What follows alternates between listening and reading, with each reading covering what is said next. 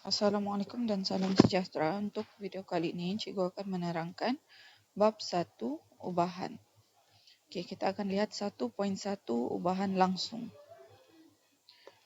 Kamu boleh rujuk buku teks muka surat 2. Okey, apakah maksud ubahan langsung? Okey, ubahan langsung ni dia menerangkan perkaitan antara dua pemboleh ubah dengan keadaan kalau satu pemboleh ubah, contohnya pemboleh ubah Y ini bertambah, maka pemboleh ubah X juga akan bertambah pada kadar yang sama dan sebaliknya. Jadi hubungan ini boleh ditulis sebagai Y berubah secara langsung dengan X. Ataupun dalam simbol matematik kita boleh tulis dia Y berubah secara langsung dengan X. Okay, ini menunjukkan dia punya perubahan ataupun kadar perubahannya. Simbol ikan itu. Okey. Sekarang kita tengok contoh 1. Jumlah gaji seorang pekerja sambilan sebagai jurujual berubah secara langsung dengan bilangan jam dia bekerja. Nyatakan perubahan pada, okey, kita tengok soalan yang A.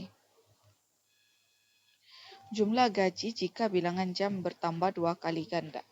Okey, jadi apa yang berlaku? Perubahannya secara langsung kalau dia punya jam bertambah, gajinya pun mesti bertambah 2 kali ganda. So kita tulis sajalah jumlah gaji bertambah 2 kali ganda. Okey, B pula. Jumlah gaji jika bilangan jam berkurang sebanyak 40%. So, kalau dia punya jam berkurang, so gaji dia pun akan berkurang. So, jumlah gaji berkurang sebanyak 40%. Okey. C pula, apa berlaku kepada gajinya jika bilangan jam bekerja dan jumlah gaji yang diterima adalah separuh daripada gaji asal? Okey, dia tanya berapa bilangan jam bekerja kalau gajinya separuh daripada gaji asal. Maksudnya bilangan kan dia dapat gaji separuh, maksudnya jamnya pun separuh lah sebab dia sekarang ni berubah secara langsung. So, bilangan jam bekerja adalah separuh daripada bilangan jam asal bekerja. Itu maksudnya. Okey, sekarang kita tengok contoh yang seterusnya. Okey, kita terus pergi ke sinilah. Okey, apakah hubungan antara dua pemboleh ubah bagi suatu ubahan langsung? Okey, bagi satu ubahan langsung Y, sekiranya dia berubah secara langsung dengan X, dia boleh ditulis dalam bentuk hubungan ubahan ini bentuknya. Y berubah secara langsung dengan X. Ini cikgu panggil simbol ikan. Dia bukan ikan pun, cuma senang cikgu panggil simbol ikan. Okey, ini penulisan dalam bentuk hubungan.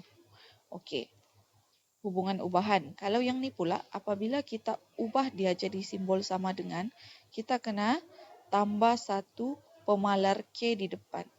Ini adalah bentuk persamaan. So, contoh asalnya Y berubah secara langsung dengan X.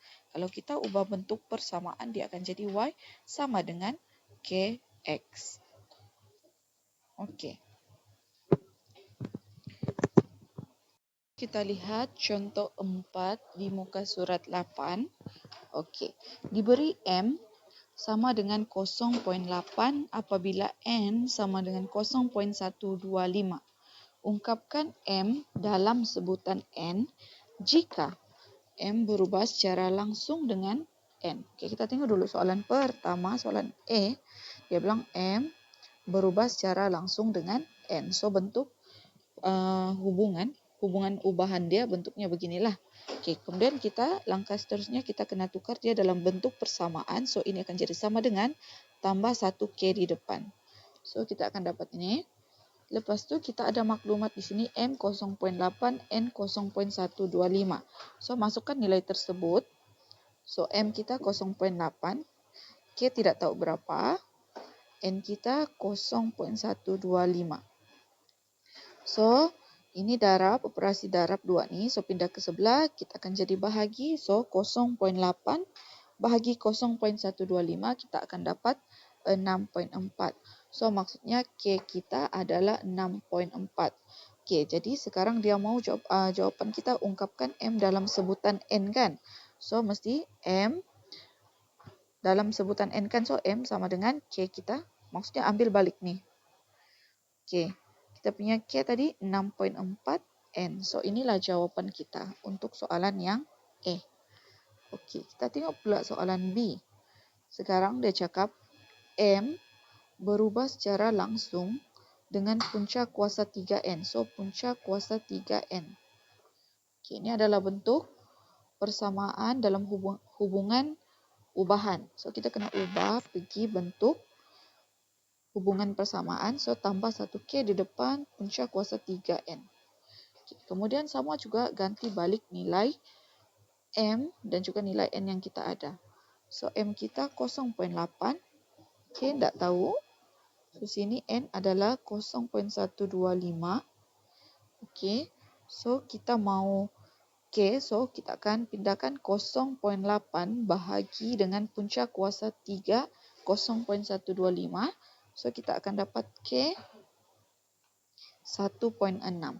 So, tukarlah balik dia dalam bentuk ungkapan M dalam sebutan N. So, M sama dengan K kita sekarang 1.6 punca kuasa 3N. Begitu saja. Okey.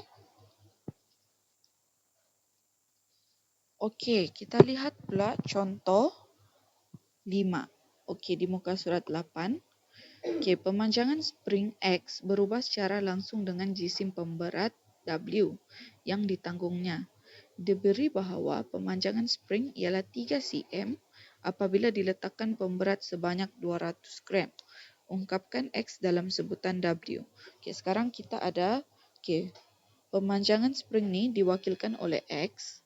Okey, manakala jisim pemberat ni diwakili oleh W dan dia bagi tahu pemanjangan spring berubah secara langsung dengan jisim pemberat. Maksudnya kita akan ada X berubah secara langsung dengan pemberat.